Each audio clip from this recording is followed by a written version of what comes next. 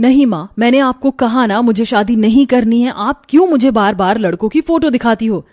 बेटी, अब मेरी उम्र हो रही है, जब मर्जी तबीयत खराब हो जाती है। मेरी तो तबीयत का कोई भरोसा भी नहीं है, कब मुझे क्या हो जाए क्या पता। मेरे जीते जी तू शादी करके अपने ससुराल चली जा, बस एक यही ख्वाहिश है मेरी।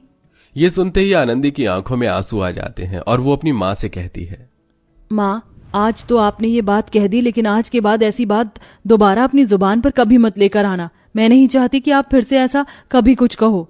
तो फिर अपनी इस माँ की बात मान ले और शादी के लिए हाँ कर दे। जैसा आपको ठीक लगे माँ, आप वैसा कीजिए, मुझे शादी करने में कोई परेशानी नहीं है अब। आनंदी ऐसा कहकर अपनी माँ को शादी के लिए हाँ कर देती है।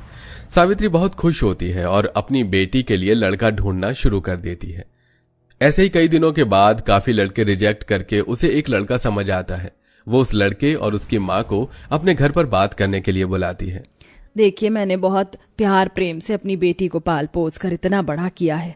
बस मैं तो इतना चाहती हूँ कि मेरी बेटी अपने ससुराल में खुशी खुशी रहे, उसे किसी भी चीज की तकलीफ या परेशानी नहीं होनी चाहिए।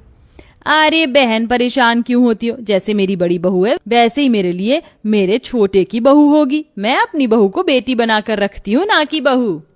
ये सुनकर सावित्री को अच्छा लगता है। सावित्री जब विक्रम की तरफ देखती है तो वो उसे अपनी बेटी के हिसाब से बिल्कुल परफेक्ट लगता है। विक्रम एक इंजीनियर था और अच्छी खासी तनख्वाह भी कमाता था। सब कुछ देखने के बाद सावित्री रिश्ते की बात को पक्का कर देती है और बहुत जल्द शादी की तारीख भी रख दी जाती है। उससे पहले सावित्री अपनी बेटी को अच्छा अच्छा खाना बनाना सिखाती है। जो भी कहो, शादी के चलते ही सही मुझे अपनी बेटी के हाथों का इतना स्वादिष्ट स्वादिष्ट खाना खाने को तो मिला। माँ, आप भी ना, कोई बात नहीं, उठा लो फायदा मेरे खाना बनाने का। आप भी क्या याद रखोगे कि आपकी बेटी ने आपको अपने हाथों का खाना बनाकर खिलाया था शादी से पहले। आनंदी की ये बात सुनकर सावित्री की आंखों में आंसू आ जाते हैं और वो अपनी बेटी को गले से लगा लेती है। ऐसे ही शादी का दिन आ जाता है। शादी वाले दिन आनंदी की तबीयत बहुत ज्यादा खराब होती है और वो सुबह सुबह सो रही होती है। अरे बेटी, अभी तक सो रही हो? तुम्हारी आज शादी है, जल्दी से उठ जाओ। माँ, मेरी तबीयत ठीक नहीं है। सावित्री आनंदी का माथा छूकर देखती है। हे भगवान, तुम्हें तो 104 बुखार है। रुको, मैं अभी डॉक्टर को बुलाती हूँ। नहीं माँ, डॉक्टर को रहने दीजिए आप, बस मेरे लिए गर्मा गर्म कॉफी बना दीजिए, उसे ही पीकर मेरा बुखार उतर जाएगा। आनंदी सावित्री को डॉक्टर को बुलाने नहीं देती, जिसके बाद आनंदी शाम तक बारात आने से पहले तैयार हो जाती है और अब आनंदी की शादी 104 बुखार में ही हो जाती है और वो बहुत थकी थकी नजर आती है। लेकिन मेकअप की वजह से उसकी बीमारी का किसी को पता ही नहीं चला। शादी के 7 फेरे लेकर वो विक्रम के साथ अपने ससुराल आती है, जहां उसका बहुत प्यार से गृह प्रवेश किया जाता है। हाँ जाओ देवरानी जी, आपका इस घर में स्वागत है। बहुत सुंदर लग रही हो आप। गृह प्रवेश के दौरान आनंदी को हल्के फुल्के चक्कर आते हैं, लेकिन वो अपने आप को संभाल लेती है। बड़ी बहू, चलो जल्दी से कंगना खोलने की और दूध में अंगूठी ढूंढने की रस्म की तैयारी करो। शादी के बाद आनंदी को शादी के बाद वाली रस्में भी करनी पड़ती हैं, जिसमें वो बहुत ज्यादा थक जाती है। थक कर जब वो अपने कमरे में जाती है तो बिस्तर पर लेटते ही सो जाती है। लगता है आनंदी बहुत ज्यादा थक गई है, इसे सोने देता हूं। वैसे भी कल बेचारी को रसोई की रस्म भी करनी है। विक्रम आराम से सो जाता है। अगले दिन जब सवेरा होता है तब भी आनंदी को 104 बुखार होता है। वो तैयार होकर सुबह समय पर कमरे से बाहर आ जाती है। उसे देखते ही वैजंती कहती है, अच्छा हुआ बहू तू समय पर उठ गई। चलो अपनी पहली रसोई की रस्म के लिए रसोई में चलो। दरअसल माँ जी, मैं ये कह रही थी। हाँ, मुझे पता है तुम रसोई के बारे में ही पूछने वाली हो। चिंता मत करो, मैं तुम्हें रसोई के हर एक कोने के बारे में बता दूंगी। वैजंती आनंदी को रसोई में लेकर आती है और उसे रसोई की हर एक चीज के बारे में समझा देती है।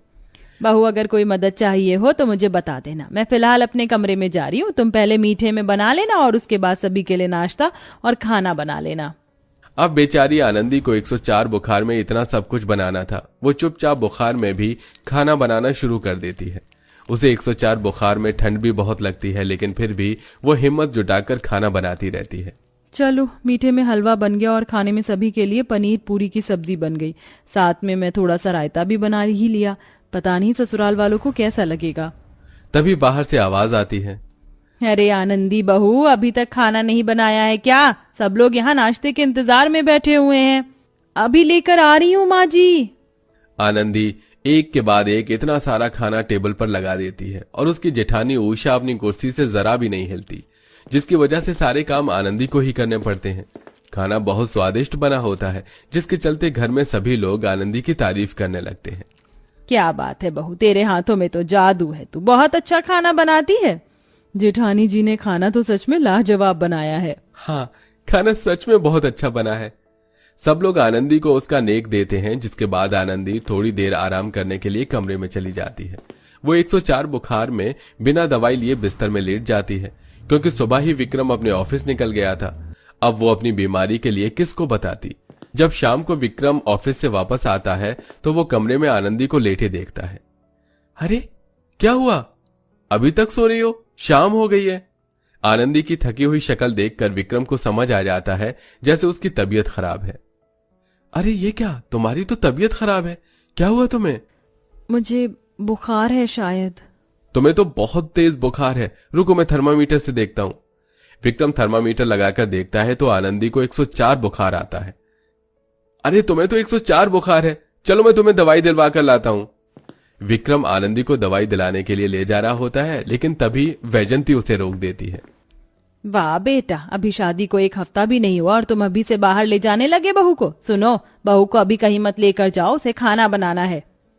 माँ, आज आनंदी की तबीयत खराब है, उसको 104 बुखार है, आप भाभी से ही खाना बनवा लीजिए। ये सुनकर उषा और वैजंती दोनों ही मुंह बना लेती हैं।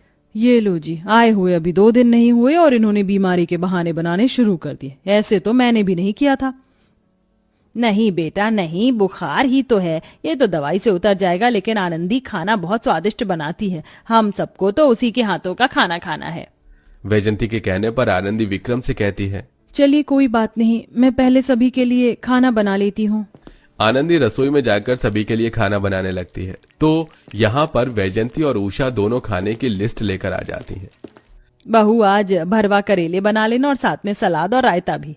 देखो, मेरे बच्चों के लिए तो थोड़ा कम मसाले वाला खाना बना देना और हमारे लिए पनीर की सब्जी और पुलाव छोले पूरी बना लेना। पनीर तुम बहुत अच्छा बनाती हो। इतना कहकर वे दोनों वहां से चली जाती हैं।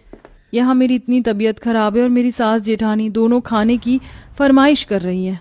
अब मैं कर भी क्या सकती हूँ, मुझे खाना बनाना ही पड़ेगा। आनंदी चुपचाप 104 बुखार में खाना बनाना शुरू कर देती है। उसे बहुत दिक्कत होती है और उसकी तबीयत धीरे धीरे ज्यादा खराब होने लगती है, लेकिन फिर भी बेचारी हिम्मत जुटाकर सबके लिए खाना बनाती है और डाइनिंग टेबल पर खाना लगा देती है।